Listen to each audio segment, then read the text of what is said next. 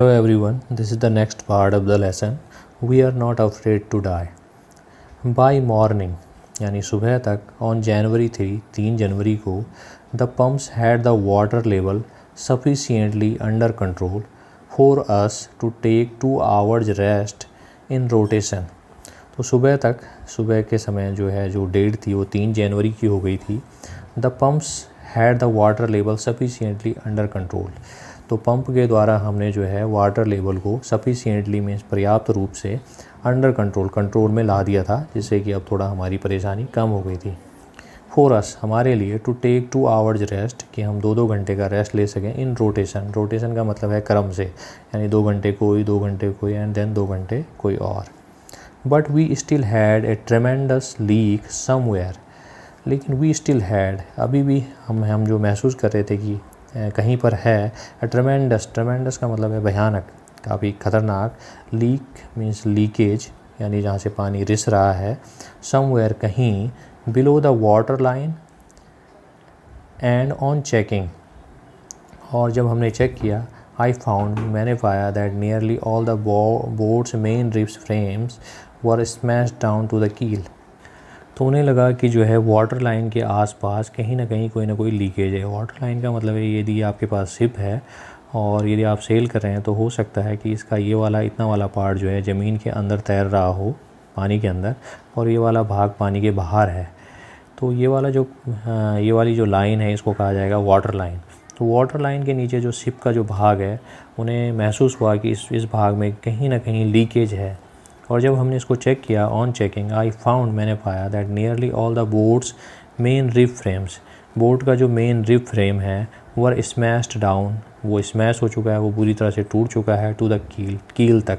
तो कील जो है शिप का नीचे वाला हिस्सा होता है जो कि स्टील का बना होता है. इसको चित्र से समझ लेंगे तो देखेंगे ये वाला जो चित्र आप देख रहे हैं ये रिब्स आप देख सकते हैं, ये रिब्स हैं शिप की. यानी जब शिप का आप निर्माण करते हैं तो इस तरह से आप जो है इस तरह से उसका डिज़ाइन होता है, अंदर से वास्तविक डिज़ाइन होता है और बाहर से शिप ऐसा दिखता है.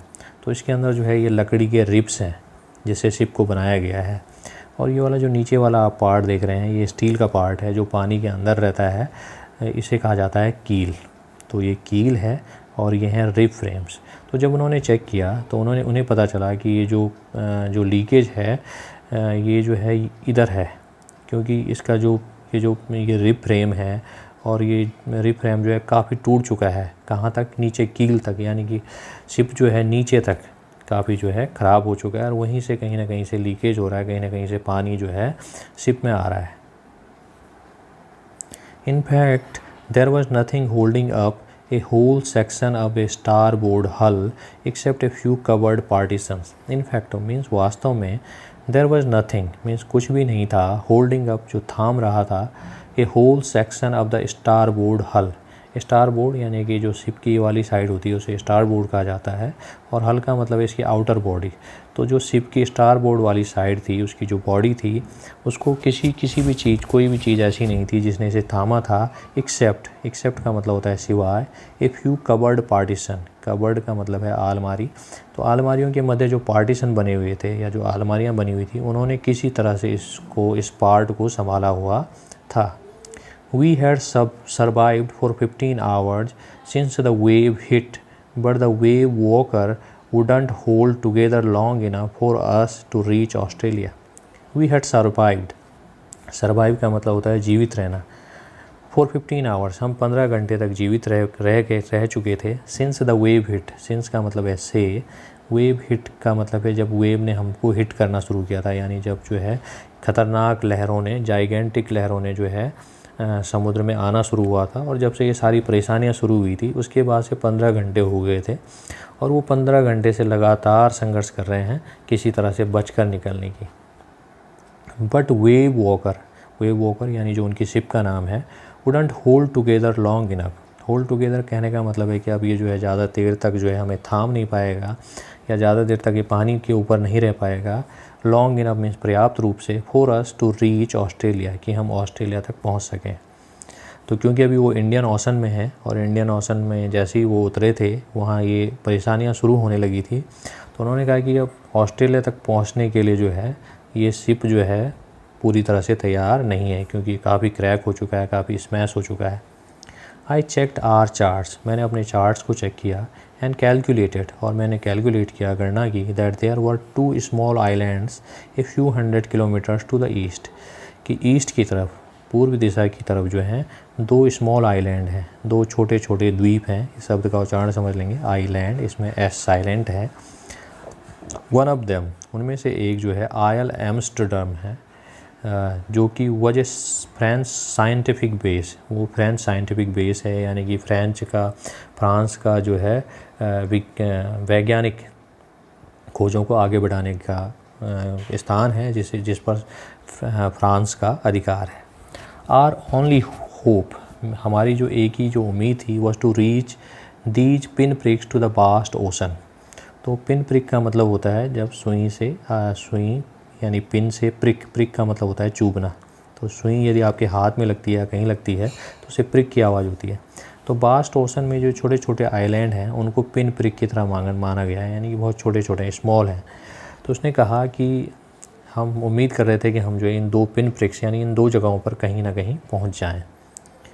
But unless the wind and the seas abated so we could hoist sail, लेकिन हम ये तब तक नहीं कर सकते थे जब तक कि हवा और समुद्र की जो स्पीड है वो थोड़ा कम हो जाए। सो वी कुड होएस्ट सेल, जैसे कि हम सेल को आगे बढ़ा सकते हैं, हम जो है अपनी यात्रा शुरू कर सकें। Our chances would be slim indeed, हमारे जो चांसेस थे बचने के या उन आइलैंड पर पहुंचने के, वुड बी स्लिम का मतलब होता है पतला, यहाँ पर इसका मतलब है बहुत कम। इंडीड मीन वास्तव में हमारे जो चांसेस थे वहाँ पहुँचने के बहुत ही कम थे। The great wave had put our auxiliary engine out of action, जो ग्रेट वेव, जो बड़ी बड़ी लहरें उठ रही थी, उन्होंने जो हमारी जो ऑक्सिलियरी का मतलब होता है सहायक, एक्स्ट्रा इंजन को आउट ऑफ एक्शन कर दिया था। आउट ऑफ एक्शन का मतलब अब वो काम नहीं कर रहा था, वो भी ख़राब हो गया था। तो देखेंगे, चित्र की सहायता से समझेंगे कि वो वर्तमान समय पर कहाँ है और कहाँ पर आयल एम्स्टर्डम है, कहाँ पर जो है ये आइलैंड है।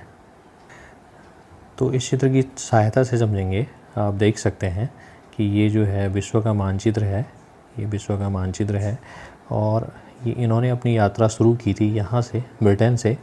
उसके बाद ये केप टाउन तक ये आसानी से पहुँच गए थे, लेकिन जैसे ही ये सदर्न इंडियन ओशन की तरफ जाने लगे, ये सारी परेशानियाँ शुरू हो गई। ये ऑस्ट्रेलिया है, ये वाला भाग ऑस्ट्रेलिया का है। तो क्योंकि वो इधर कहीं थे इस एरिया में, और उसने कहा कि ऑस्ट्रेलिया तक जो है हमारा शिप नहीं पहुंच पाएगा क्योंकि ये काफ़ी ख़राब हो चुका है, काफ़ी ये टूट चुका है। अब इस चित्र में देखिए, यहाँ पर आप ये देखिए, ये केप टाउन है और यहाँ ये ऑस्ट्रेलिया है, और यहाँ पर कहीं पर जो है वो आयल एम्स्टर्डम है, जहाँ पर ये एरो का निशान आप देख रहे हैं। तो वो चाहते हैं कि वो किसी तरह से यहाँ पहुँच जाएँ। आयल एम्स्टर्डम है, जिसको आपने अभी चित्र में देखा, जिसको आपने मैप में देखा, ये वास्तव में ऐसा दिखाई देता है। तो ये इसकी एक्चुअल पोजीशन है जो आपने मैप में पॉइंट से देखी। तो वो चाहते थे कि किसी तरह से इस आइलैंड पर पहुंच जाएं और एक और आइलैंड वहाँ पर पहुंच जाएं, जिससे कि वो जो है कुछ समय के लिए रेस्ट कर सकें और फिर आगे की प्लानिंग कर सकें।